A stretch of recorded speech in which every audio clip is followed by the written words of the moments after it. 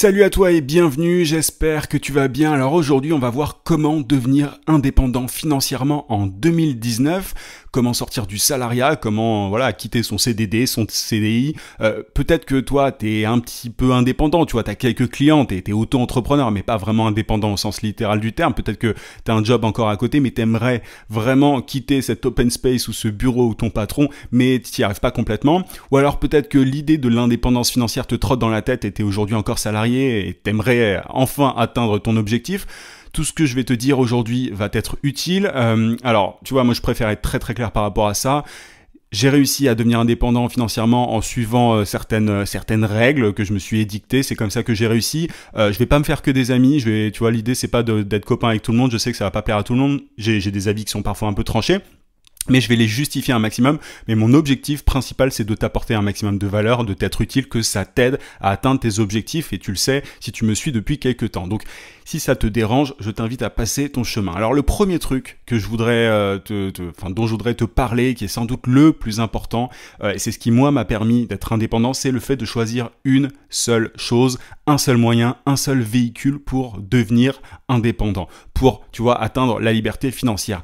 Arrête de courir après 40 lièvres à la fois, c'est totalement inutile. Ne fais pas 2, 3, 4, 5, 6 trucs en même temps, fais une seule chose. C'est ça qui va te permettre de sortir du salariat. Moi, c'est comme ça que j'ai fait, tu vois, j'ai commencé à vendre mes services. Après, j'ai lancé ma chaîne YouTube, etc. Mais ce qui m'a vraiment permis de quitter le salariat, encore une fois, d'être indépendant, de ne pas avoir à dépendre de qui que ce soit, c'était en vendant mes services. Et j'en parle très souvent, t'as d'autres moyens, tu vois, évidemment, t'as le dropshipping, enfin pas le dropshipping, l'e-commerce d'ailleurs. Parce que le dropshipping oublie, mais t'as l'e-commerce, t'as les infoproduits et tout, t'as plein de moyens pour y arriver. Mais moi, ce que je recommande le plus régulièrement, c'est le fait de vendre tes services, parce que c'est le moyen le plus rapide d'y arriver. C'est le moyen t'as pas besoin d'apprendre grand chose si aujourd'hui t'as des compétences. Tu peux mettre ces compétences au profit d'un business de service. Tu peux aider des gens grâce aux compétences que tu as déjà aujourd'hui. Donc arrête d'essayer de faire 40 trucs à la fois. Toutes ces personnes-là qui font 40 trucs à la fois, tu les vois sur Instagram et tout, ce sont ces personnes qui te promettent monts et merveilles, qui t'apprennent qui deviennent riches, enfin qui essayent de devenir riches en apprenant aux autres à devenir riches. Bref, oublie toutes ces conneries-là. Si tu veux être pragmatique, si tu veux avoir des résultats concrets, fais une seule chose. Et c'est en te concentrant vraiment que tu vas réussir à atteindre cet objectif-là. C'est pas en faisant un petit peu d'e-commerce, un peu d'investissement boursier, un peu d'investissement immobilier. Il faut que tu trouves ton truc, tu vois, il faut que tu trouves le truc qui te passionne, mais une fois que tu l'as trouvé, en 2019, il faut que tu bourrines sur ce truc-là. Une seule chose, et je ne le dirai jamais assez, vraiment, parce que je vois tellement de gens qui me disent « Ah tiens, ça a l'air intéressant et tout », et qui en fait, tu vois, sont un petit peu comme, ils sont complètement perdus entre 1000 possibilités. Coupe ton ordinateur à un moment et passe à l'action, applique les choses au lieu de consommer tout un tas de vidéos, etc. Passe à l'action, mais en pratique. Donc ça, c'est vraiment le premier point et c'est vraiment important. Et si tu ne l'appliques pas, il y a très peu de chances que tu atteignes tes objectifs. Le deuxième truc, c'est de comprendre que la solution, en fait, elle est devant toi. Elle est pas, au niveau et je vais y revenir un petit peu, mais elle est pas au niveau de l'État, elle est pas au niveau ça ne va pas tomber du ciel, en fait. C'est vraiment ça qu'il faut comprendre, c'est qu'il y a plein de gens qui blâment, tu vois, je sais pas, l'État, les taxes, le marché, parfois c'est ouais, mais bon, les clients, ils sont pas sympas, etc. En fait, ce qu'il faut vraiment comprendre, c'est que tout ne dépend que de toi, il faut penser comme ça, parce que c'est comme ça que tu vas y arriver. Tu vois, arrête de penser que tu n'es pas le problème en fait de ton échec.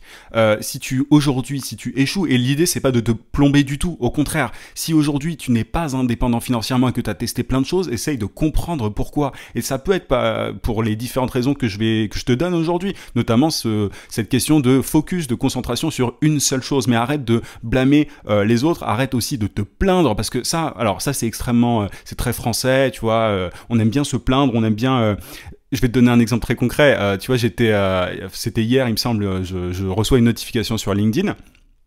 Et donc c'était sur une de mes vidéos où je parlais des modèles de freelancing, bref des différents types de freelancing et le fait que ces modèles-là étaient dangereux. Il y a des modèles qui sont dangereux dans le freelancing. Et là je vois un commentaire, donc la notification c'était quelqu'un qui commentait c'est dangereux surtout pour Macron. Alors moi j'ai halluciné. Alors je veux pas faire de politique, honnêtement je te le dis très clairement, la politique ça ne m'intéresse pas. Macron j'en ai rien à faire. Les politiques ne m'intéressent pas, l'État ne m'intéresse pas, tout ça ne m'intéresse pas. Tout ce que je veux c'est bien vivre et c'est aider ceux qui me suivent aussi à bien vivre via mon contenu. Mais du coup, pourquoi est-ce que je te donne cet exemple-là? Simplement parce que la personne qui dit c'est dangereux pour Macron, pourquoi est-ce qu'elle perd son temps à penser à ce mec-là? Enfin, pourquoi est-ce qu'elle pense à cette personne qui n'a absolument, mais vraiment, il faut qu'on se le dise, alors peut-être qu'il y en a encore qui y croient, mais pourquoi est-ce que tu penses que, tu vois, Macron a un quelconque impact? Pourquoi? Alors, je dis toi, mais peut-être que c'est pas ton cas, mais tu vois, pourquoi est-ce qu'on perd notre temps à penser à ces personnes-là plutôt que d'agir sur nous-mêmes, d'agir sur notre situation à nous? Pourquoi est-ce que, tu vois, ça c'est vraiment, j'ai halluciné quand j'ai vu ce commentaire. Je me suis dit, mais ok, très bien, amuse-toi, perds ton temps dans tout ça. Mais c'est pas Macron, c'est pas l'État, c'est pas les politiques, c'est pas tout ça qui va changer ta vie. La solution est devant toi, arrête de te plaindre, travaille sur toi-même, plutôt que de penser au reste. Tu vois, moi j'ai eu plein de problèmes aussi, tu vois, d'impôts, je peux tomber sur des clients relous, ça peut arriver, mais est-ce que je me plains? Enfin, moi à une époque, on se plaint toujours un petit peu à un moment, mais faut juste arrêter. Tu te rends bien compte hein, quand tu reprends ton esprit que ça n'est pas utile pour ta situation. C'est pas utile, c'est pas ça qui va te faire avancer. Donc si tu veux devenir indépendant financièrement, il faut se responsabiliser. Alors ça peut paraître un peu, tu vois, c'est peut-être un truc qu'on dit, que t'entends parfois, mais au sens littéral, il faut comprendre que tu peux toi-même avoir un impact sur ta vie et arrête d'essayer de dépendre de qui que ce soit, arrête de te dire que telle personne est la solution, tu vois, que le ciel est la solution, que le marché, que avoir de nouveaux clients ce serait mieux. Enfin, les clients, il faut avoir plus de clients, mais ce que je veux dire c'est que c'est pas parce que tel client est mauvais et chiant que tous les autres clients sont comme ça. Moi je travaille avec des gens incroyables aussi, tu vois, mais il y a une époque quand je me suis lancé, ça aurait pu vraiment mettre fin à ma petite expérience à l'époque d'indépendant. C'est que je suis passé de 7% d'impôts à peu près, je parle d'impôts au sens général, hein, je vais pas préciser, mais j'avais une aide parce que j'avais 25 ans, c'est l'ACRE si tu connais, et je suis passé de 7% à 40, voire plus, maintenant je paye facile plus de 50%, simplement parce que j'ai dépassé de 200%, de 200 euros le plafond qui m'était qui était autorisé, et évidemment personne ne m'avait informé de ça. Moi je débutais, j'y connaissais rien et tout, et ça aurait pu mettre complètement fin, tu vois, à mon expérience d'indépendant, mais je me suis plaint, évidemment, sur le moment, mais surtout, ce que je me suis dit après, c'est, tu vas bourriner, tu vas continuer, tu vas chercher des clients pour sortir de cette situation-là, et c'est hors de question que tu termines dans un open space ou dans un bureau, ou que tu retournes dans un bureau, quoi, dans le salariat, que tu retournes chercher un job. C'était hors de question. Et l'idée, tu vois, évidemment, je me suis plaint encore une fois, mais pas longtemps. Je suis surtout passé à l'action. Je me suis dit, comment est-ce que je fais pour gagner bien assez pour que ces 50% ne soient pas un problème. Et aujourd'hui, moi, je me fais d'accès à mort, tu vois. Je pense que les auto-entrepreneurs, enfin, moi je suis en entreprise individuelle, ça doit être la pire situation possible, mais je me plains pas de mes taxes et de mes impôts. La France est un pays dans lequel on paye énormément d'impôts, je suis d'accord avec ça et tout, il y a pas de problème, machin. Bref, il y a des gens qui en payent plus que d'autres, mais tu vois, en tant qu'auto-entrepreneur, je peux te le dire, on en paye beaucoup. Mais après, est-ce que ça doit être un truc pour, tu vois, justifier notamment le non-passage à l'action? Est-ce que, tu vois, aujourd'hui, peut-être si t'es pas indépendant, tu dis ouais, mais bon, c'est compliqué, être auto-entrepreneur, on paye beaucoup d'impôts. Regarde, moi je m'en sors très très bien, je paye 50% d'impôts. Et alors, tu vois, enfin, c'est juste qu'il faut se responsabiliser et se dire, voilà, essayer de voir positivement, essayer de voir le verre à moitié plein plutôt qu'à moitié vide. En fait, il y a un problème, c'est que beaucoup de gens ont un espèce de problème d'ego, tu vois. On a l'impression ils ont l'impression qu'on les méprise, que, tu vois, que tout est contre eux, que ce sont des complots, bref, tu vois, que vraiment le sort s'acharne sur eux. Crois-moi, même pour des entrepreneurs, enfin, et c'est sûrement ton cas, tu es entrepreneur, enfin tu le sais, on a beaucoup d'obstacles sur la route, tu vois. Moi c'est la première fois là, bientôt, que je vais envoyer une mise en demeure pour un client qui ne paye pas, alors que j'ai eu des résultats, ça a bien cartonné, et le truc c'est qu'il me paye pas. Alors à un moment, tu vois, qu'est-ce que tu fais? Tu te plains, tu pleures parce que le client il te paye pas? Non, tu passes à l'action et tu passes en justice, tu vois. Et voilà, on vit au quotidien des difficultés, mais à un moment, qu'est-ce que tu veux faire? Est-ce que tu veux te plaindre? Est-ce que tu veux... Bref, non, nous on veut être indépendant financièrement, et si tu ne l'es pas aujourd'hui, il faut que tu effaces tout ça de ta tête, que tu effaces cette mentalité-là. Et après, je veux être très clair aussi, tout le monde n'est pas capable en fait de devenir indépendant, parce qu'il y a tout le monde qui n'est pas capable d'opérer ce changement mental, ce changement d'état d'esprit. Donc en tout cas, si tu veux devenir indépendant financièrement en 2019, il faut que tu prennes ça en considération. C'est pas juste une question de trouver plus de clients, c'est pas juste une question de, tu vois, voilà, de techniques, d'outils de prospection, de machin, de marketing et tout. C'est aussi, et surtout, presque, j'ai envie de te dire, dans la tête, dans le mental. Il y a plein de gens qui ne le sauront jamais à cause de ça. Les Américains parlent de scarcity mindset, d'état d'esprit de la pénurie. Tu vois, moi, quand j'avais mes 50% d'impôts du jour au lendemain, je me suis pas dit, ah mince, comment est-ce que je fais pour économiser de l'argent? Je me suis dit, comment est-ce que je fais pour en gagner plus? Et il s'agit pas, tu vois, il faut pas avoir de rapport aussi, je pense, pour devenir indépendant financièrement, il faut pas avoir de rapport malsain à l'argent, il faut voir ça comme un jeu, comme des points, en fait, dans la vie, tu vois. Moi, je vois l'argent comme, ça peut parfois un peu choquer certaines personnes, mais moi, tu vois, je dépense rien du tout. Honnêtement, là, j'ai un iPad, c'est le dernier truc que je me suis acheté, mais ça faisait, je sais pas combien de temps que je m'étais rien acheté, j'achète jamais de nouveaux fringues, enfin, j'achète des trucs très simples, tu vois, enfin, je consomme pas beaucoup, tu vois, je suis pas un grand consommateur, j'achète des outils pour, notamment les vidéos et tout, mais je suis pas un grand consommateur. Mais le truc, c'est que, je vois l'argent comme, tu vois, comme un jeu vidéo. C'est un jeu vidéo, tout ça. J'essaye d'accumuler un maximum de points, pas juste accumuler pour accumuler. Tu vois, évidemment, là, je vais partir en vacances aussi bientôt en Thaïlande et tout. Le truc, c'est que je le fais pas tous les jours, je me fais plaisir de temps en temps, mais je réinvestis beaucoup de mon argent dans mon propre business. Et ce que je veux dire par là, pourquoi est-ce que je parle d'argent? Parce que je sais qu'en France, ça peut, ah ouais, mais tu parles d'argent, etc. Simplement parce qu'il faut avoir une vision assez saine, mais différente en fait de la majorité des autres pour devenir indépendant financièrement. Il faut pas avoir, tu vois, de mépris pour l'argent. Il faut pas être dégoûté par l'argent et en même temps, il faut pas être obnubilé par ça dans le sens, tu vois, en mode, tiens, je veux une Rolex et tout quoi. C'est juste ça que je suis en train de te dire. Il faut penser assez différemment pour avancer. Et vraiment, dis-toi plutôt comment est-ce que je peux gagner des points, tu vois. Moi, je vais pas m'acheter de Rolex et tout. Enfin, c'est vraiment pas le but, mais comment est-ce que je peux faire pour gagner des points pour passer au niveau supérieur? C'est un jeu. L'entrepreneuriat est un jeu. Et c'est en comprenant ça que tu vas réussir à être libre financièrement. C'est en comprenant ça que, tu vois, que tu vas avoir une espèce de cercle vertueux. Et tu vois, aujourd'hui, que je parle principalement de mindset, d'état d'esprit et pas du tout au final de technique ou quoi, parce que ça passe principalement par là. Il y a beaucoup de choses, notamment sur mon podcast, qui vont t'aider à atteindre tes résultats, mais la différence, elle va être entre, voilà, ça va être que certaines personnes vont appliquer, vont réussir à opérer ce changement mental, et d'autres qui vont continuer comme avant, tu vois, en implorant le ciel, en se plaignant des taxes, en se plaignant de Macron, en se plaignant on s'en fout de tout ça. Enfin, tu vois, moi, coupe ta télé, quoi. Moi, je regarde pas la télé. On s'en fout de la télé. Enfin, certains me diront, ouais, mais bon, il faut quand même se tenir au courant, etc. Oui, il faut se tenir au courant des grands trucs, mais arrête de passer ton temps sur la télé si c'est le cas aujourd'hui, parce que déjà, tu pourrais mettre à profit ce temps-là de manière beaucoup plus positive, et qui va dans le sens, justement, de l'indépendance financière. Donc, arrête de perdre ton temps. Et parfois, ça peut prendre du temps, tu vois, de faire ce changement mental. Moi, ça a pris un peu de temps. Alors, j'ai pas toujours été comme ça non plus, tu vois, mais voilà, il faut, en tout cas, que tu sois actif, que tu sois proactif par rapport à ça.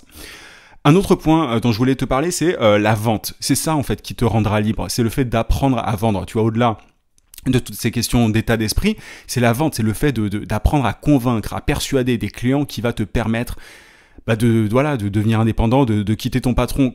Quand on est indépendant, le seul filet de sécurité qu'on a, c'est notre capacité à vendre. Tu vois. Et moi aujourd'hui, je sais que, voilà, je m'améliore toujours, mais je sais que j'ai un énorme filet de sécurité parce que je sais vendre auprès des clients. Alors oui, je connais les bons outils, les bonnes techniques, etc. Mais au-delà de ça, je sais comment convaincre mes clients de me donner de l'argent en échange d'un apport de valeur. J'ai compris que, voilà, je devais leur être particulièrement utile pour qu'ils me payent bien. Et beaucoup de gens ne comprennent pas ça, ne comprennent pas en fait le fait qu'il y a un réel échange de valeur. C'est pas juste un client qui te donne de l'argent pour faire un logo ou pour écrire un article ou quoi. C'est qu'est-ce que concrètement permet ce logo ou cet article. Qu'est-ce que ça va changer dans la vie de ton client en face. Et c'est ça qu'il faut comprendre. Il faut changer un petit peu aussi, du coup, son état d'esprit par rapport à ça, sa vision de la vente. Arrête de penser aux vendeurs au VRP, tu vois, en costard, machin, ou aux spammers téléphoniques. C'est pas ça la vente. C'est le fait d'échanger de manière profonde avec des gens à certains intervalles, avec une certaine fréquence, pour créer un vrai lien, tu vois. C'est simplement l'idée, c'est qu'ils te connaissent, qu'ils aiment ce que tu proposes, ce que tu fais, et qu'ils te fassent confiance. Et pour ça, il faut générer de la conversation. Il faut parler à grande échelle avec beaucoup de gens pour avoir beaucoup de clients. C'est aussi simple que ça.